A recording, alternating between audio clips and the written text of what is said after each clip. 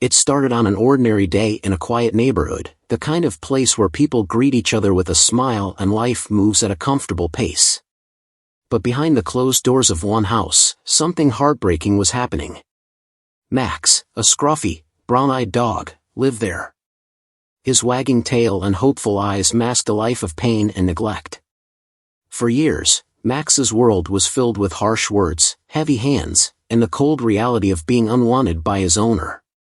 Yet, through it all, he remained loyal, holding on to a flicker of hope that one day, things might change.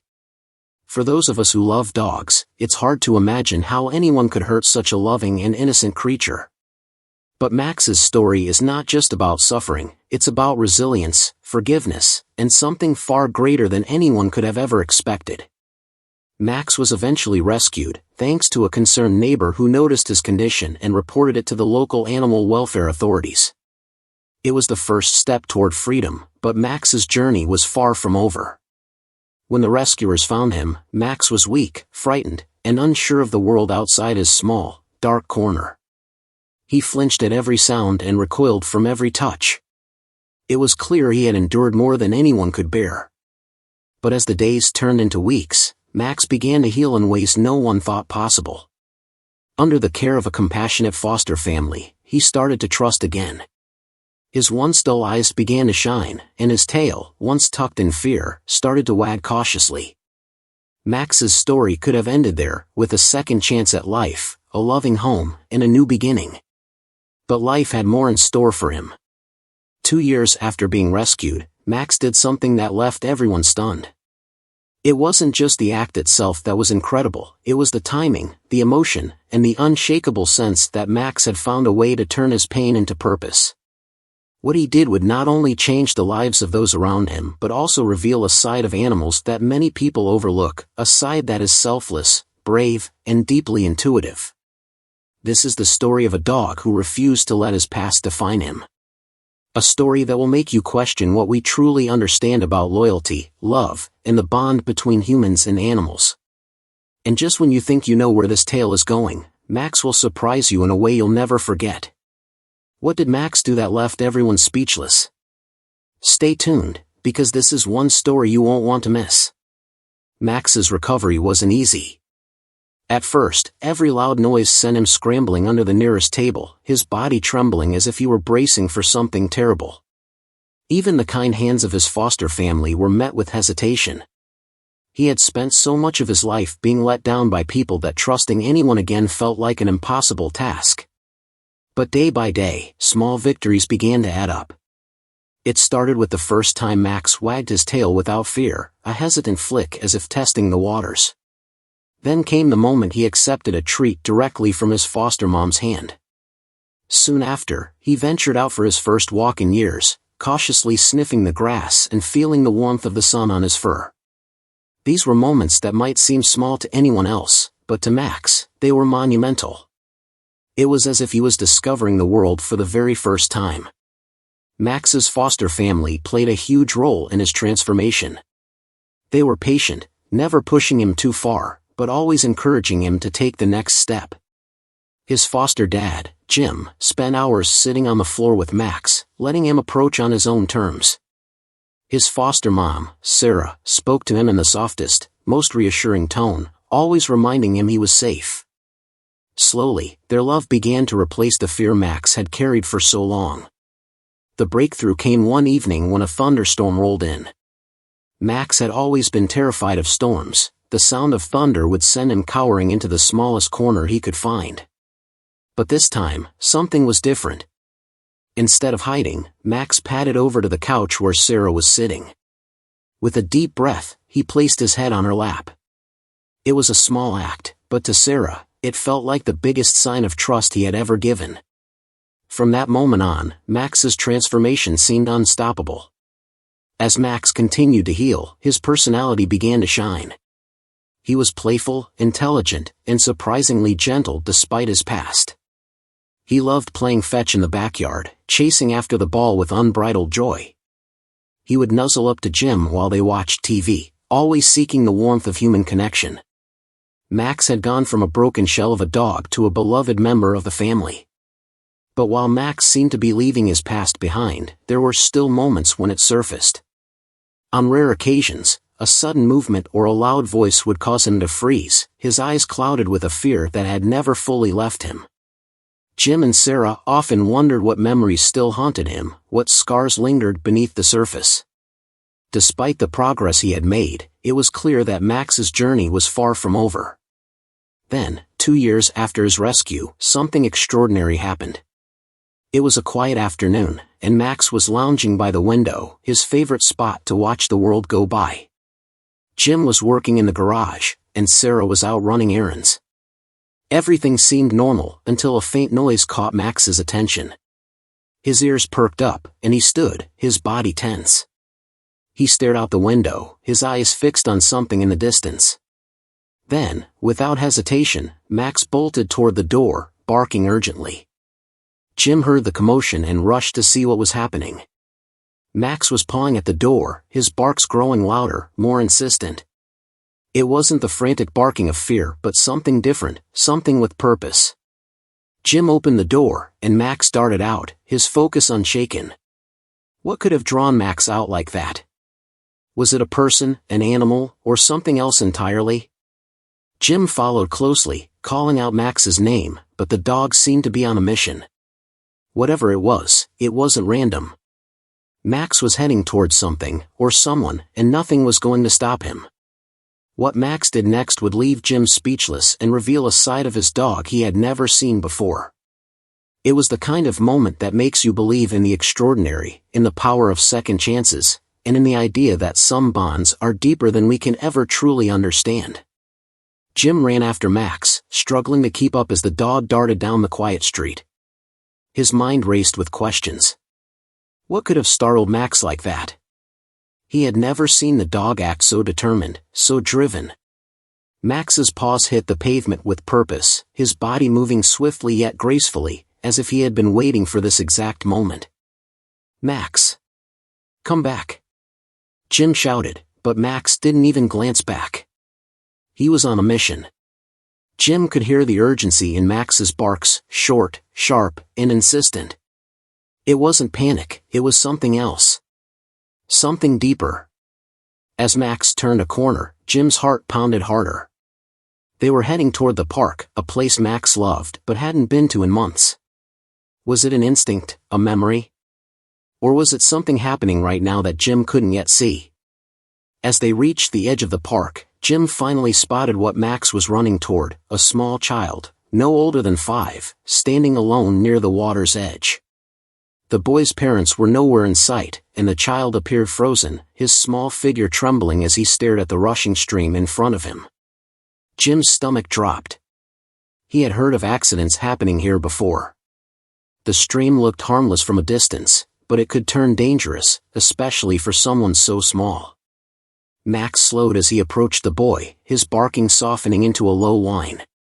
He circled the child cautiously, his tail wagging low, as if trying not to frighten him. The boy looked down at Max, his wide eyes filled with tears. For a moment, it seemed like time stood still. Then, Max nudged the boy gently with his nose, as if saying, "It's okay. I'm here." Jim finally caught up, breathless and overwhelmed. "Hey, buddy," he said softly to the boy, kneeling beside him. "Where are your parents?" The boy didn't respond, his gaze shifting nervously between Jim and the stream. It was clear he was scared and unsure. Max stayed by the boy's side, refusing to leave him. He licked the boy's hand gently, his own way of offering comfort. Jim noticed how calm Max was, how his presence seemed to ground the boy, even in this frightening moment. It was as if Max understood exactly what the boy needed. Then, Jim heard a voice calling frantically in the distance. A woman came running into view, her face pale and panicked. "Jake! Oh my God, Jake!" she cried, rushing toward them. The boy's face lit up, and he turned to run toward her, but his foot slipped on the wet grass. Before Jim or the woman could react, Max was already there, steadying the boy with his body and guiding him back to safety. The woman dropped to her knees, wrapping her arms around her son and sobbing with relief. "Thank you," she whispered, looking up at Jim and then at Max. I don't know what would have happened if. She couldn't finish the sentence. As the boy clung to his mother, Max sat nearby, watching quietly. His tail thumped against the ground, a gentle rhythm that seemed to say, "All is well now." Jim couldn't help but marvel at Max. This wasn't just a coincidence. Max had sensed the danger before anyone else, and he had acted with a kind of courage and intuition that went beyond anything Jim had seen in a dog before.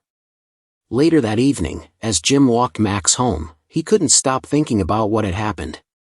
Was it possible that Max's past had shaped him in ways no one fully understood? Maybe the hardships he had endured had given him a unique sensitivity to fear and vulnerability in others. Maybe that was why he had reacted so instinctively to the boy in need. But the story didn't end there. Over the next few days, something strange began to happen. People in the neighborhood started talking about Max. Word of his actions spread quickly, and soon, strangers were stopping by to meet the dog who had seemingly saved a young boy's life. Some called him a hero, others were simply curious about the dog who had been through so much yet had so much love to give. Through it all, Max remained the same. He didn't seem to care about the attention or the praise. For him, it was just another day. But Jim couldn't shake the feeling that there was more to Max's story, something deeper that hadn't yet come to light. And then, one evening, there was a knock at the door, a knock that would unravel another piece of the mystery surrounding Max and lead Jim to uncover something he never could have imagined. The knock at the door came late in the evening, just as Jim was settling in with Max by his side. It was unusual, most of the neighbors knew not to visit so late, but something about it felt urgent. Max lifted his head, his ears perked up, and he let out a low, curious bark. Jim hesitated for a moment before getting up and opening the door. A man stood there, his face lined with a mix of weariness and determination. He was holding a photograph in his hand, and his eyes immediately fell to Max, who had wandered over to see the visitor. The man's expression softened, but there was something else in his gaze, recognition. "That's him," the man said, his voice barely above a whisper. Jim frowned. "Him? What do you mean?" The man took a deep breath and held up the photograph.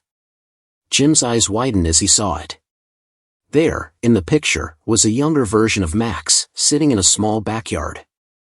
But what caught Jim's attention was the man standing beside him. He wasn't the visitor at the door, he was someone else, someone Jim didn't recognize. "I've been looking for this dog for over 2 years, the man continued, his voice trembling slightly. "His name was Buddy. He belonged to my brother." Jim glanced at Max, who was now sitting quietly by his feet, his eyes fixed on the man. "I'm sorry, but Max, Buddy, was rescued from an abusive situation," Jim said carefully. "Are you saying your brother?" The man quickly shook his head. "No, it's not what you think. My brother loved him. He would have done anything for him. But something happened, something that changed everything." The man stepped inside, and as he began to tell his story, Jim felt a chill run through him. The pieces started to fall into place, but they didn't make the picture any less haunting. The man's brother, Eric, had adopted Buddy as a puppy and raised him with love and care. They were inseparable, spending weekends hiking trails and evenings curled up on the couch. But 2 years ago, Eric's life took a tragic turn. He had been involved in an accident that left him unable to care for himself, let alone for Buddy. The man's voice grew heavy as he explained what happened next. Eric's landlord, claiming to help, had taken Buddy away and promised to find him a new home. But instead, Buddy ended up with someone who saw him as nothing more than a burden, a person who treated him with cruelty and neglect. The man had been searching for Buddy ever since, driven by the guilt of not stepping in sooner and the hope that he might still be alive. "I heard about a dog in this neighborhood," he said, his voice breaking. "A dog that saved a little boy. People said he'd been rescued, that he'd been through so much. I knew it had to be him." Jim looked at Max, Buddy, and felt a wave of emotions crash over him. He couldn't deny the possibility. The timeline matched, and the dog in the photograph was unmistakably Max. But what did this mean? Was the man here to take Max away? As if sensing the tension, Max walked over to the man and sniffed his hand. Then, to Jim's surprise, Max leaned in, resting his head against the man's leg. It was a gesture so full of familiarity and trust that Jim felt his chest tighten. "I don't want to take him from you," the man said suddenly, as if reading Jim's thoughts. "I just wanted to know he was okay. To know that after everything, he's happy." Jim didn't know what to say. Max had been through so much, and here was a piece of his past, standing right in front of them. It was clear that the man cared, but the thought of losing Max, after everything they'd been through together, was unbearable. Then the man said something that stopped Jim in his tracks. "I think he still remembers Eric," he said softly. "Before the accident, Buddy used to do this thing. He'd sit by the window for hours, just waiting for my brother to come home. Does he still do that?" Jim felt his stomach drop. Max did sit by the window. Almost every evening, just before sunset, he'd settle in his favorite spot, his eyes scanning the street as if he were waiting for someone. Jim had always thought it was just a habit, a quirk of his personality. But now, it felt like a clue, one that raised even more questions. The man paused, his hand brushing against the photograph in his pocket. "There's something I need to show you," he said, his voice trembling slightly. "Something that might explain why he's still waiting."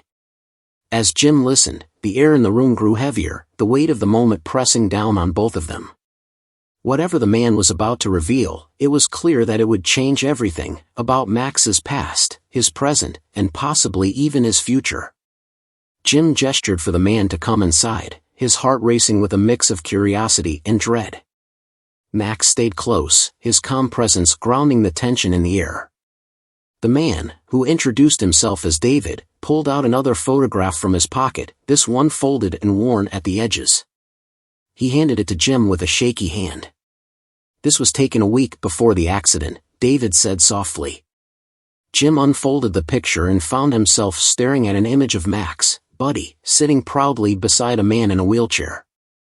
The man's face was lit with a smile that radiated warmth and love. Even in the stillness of the photograph, Jim could see the bond between the two. But what struck him most was the faint scar running along the man's forehead. "That's Eric," David continued. "After the accident, he couldn't walk, but Buddy never left his side. He became his lifeline, his reason to keep going." David's voice faltered, and he took a deep breath before continuing. "Eric used to say that Buddy wasn't just a pet, he was family. But after Buddy was taken away, something in Eric broke. He hasn't been the same since." Jim felt a lump form in his throat. The story was heartbreaking enough, but David wasn't done. He hesitated, glancing at Max as if unsure whether to continue. "There's something else you need to know," David said, his voice barely above a whisper. "After the accident, Eric would always talk about this place, a spot in the park by the stream. He said it was where he and Buddy went to clear their heads. When I heard what happened the other day, about Max saving that boy, it was like everything clicked. It wasn't just instinct. He recognized the place. He remembered." Jim's mind raced. Could it really be true? Could Max have been drawn to that park because it held a connection to his past? The idea seemed impossible, yet it explained so much, the urgency in Max's actions, the calm way he had approached the boy, and even his quiet moments by the window. David's voice grew more urgent. "I think he's been waiting for Eric all this time. Dogs don't forget the people they love, no matter how much time passes." He looked down at Max, his eyes filled with a mixture of hope and sorrow. "And I think Eric hasn't forgotten him either." The weight of David's words hung in the air, but before Jim could respond, Max suddenly stood up. His ears perked, and his tail wagged slowly, almost hesitantly.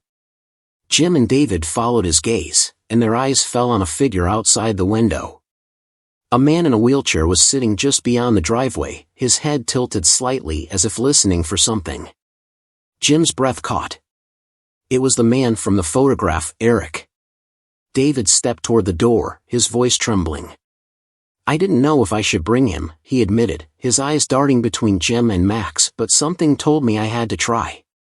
I had to see if he trailed off, unable to finish the thought. Before anyone could react, Max moved. He walked to the door, his steps slow but purposeful, his tail wagging faster now. Jim opened the door cautiously, his heart pounding. Eric turned at the sound, his eyes widening as Max approached. For a moment, there was nothing but silence. Then Eric spoke, his voice cracking with emotion. "Buddy?" The single word hung in the air, and Max froze. His body trembled, and he let out a soft whine. Then, as if a floodgate had opened, Max rushed forward, his tail wagging wildly, his barks filled with joy. He nuzzled against Eric's legs, his body vibrating with excitement. Eric reached down, his hands shaking as he touched Max's fur. Tears streamed down his face, and he whispered, "I thought I'd lost you forever." Jim and David stood back, watching the reunion with a mix of awe and disbelief. But even in this moment of joy, Jim couldn't ignore the questions swirling in his mind. What did this mean for Max? Would he stay with Eric, the man who had loved him first, or with Jim, the man who had helped him heal? The answer wasn't clear, and the stakes had never felt higher. As the sun dipped below the horizon, painting the sky in shades of gold and pink, the three men stood in silence, united by one extraordinary dog whose past and present were colliding in ways none of them could have imagined. Max stayed pressed against Eric, his tail wagging so fast it was a blur. The joy radiating from the reunion was almost overwhelming, but for Jim, it was bittersweet. He had grown to love Max like family. Watching him reconnect with Eric was beautiful, but it also brought a nagging question: would this moment mean the end of their time together? Eric looked up, his eyes shining with tears. "I thought I'd never see him again," he said, his voice cracking. "You've taken such good care of him. I can see it in the way he looks at you." Jim swallowed hard, unsure of what to say. "He's been through a lot," he finally managed. "But he's the strongest, kindest dog I've ever known. He's changed my life, too." David stepped closer, his expression softening.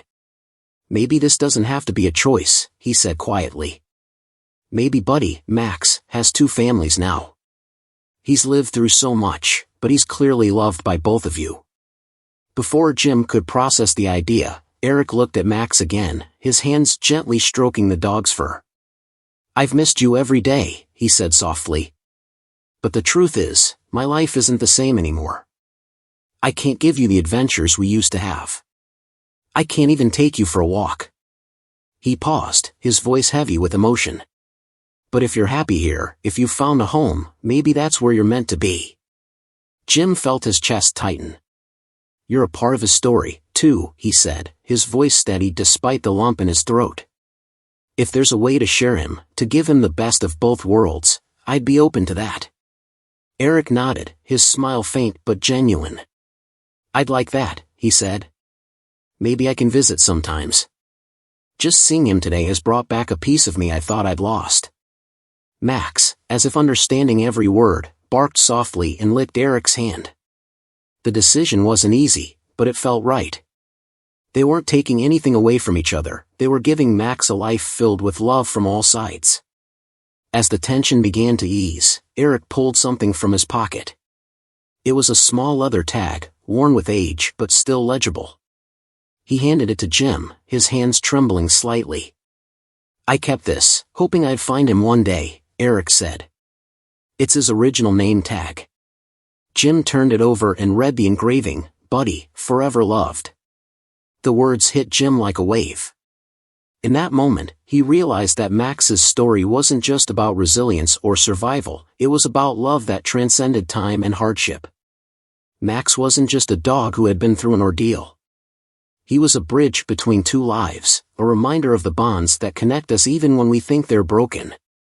But just as the evening seemed to settle into a peaceful conclusion, Max's ears perked up again. He turned toward the street, his body tense but not afraid. Jim followed his gaze and saw a shadowy figure standing near the corner of the block. "Who's that?" David asked, his tone wary. The figure stepped into the glow of a nearby street lamp, revealing a man holding a leash and looking around cautiously. Something about him sent a chill down Jim's spine. Max let out a low growl, his body moving slightly in front of Eric as if to protect him. "That's him," Eric whispered, his voice filled with disbelief. "That's the man who took Buddy from me." The air grew thick with tension as the man spotted them and froze. It was clear he recognized Max, or Buddy, and the expression on his face turned from surprise to something darker. Before anyone could react, the man turned and hurried away, disappearing into the night. Jim felt his pulse race. This wasn't over. The man who had caused so much pain was still out there. But as Max turned back to Jim and Eric, his calm, steady presence reminded them of what truly mattered. For now, they had each other. And together, they would face whatever came next. Jim stood by the open door, staring into the darkness where the man had disappeared. His heart pounded, but Max, Buddy, remained calm, standing close to Eric, as if reassuring everyone that the danger was gone, at least for now. The tension began to ease, but questions lingered in the air, unspoken but heavy. David was the first to break the silence. He looked like he recognized Buddy, he said quietly.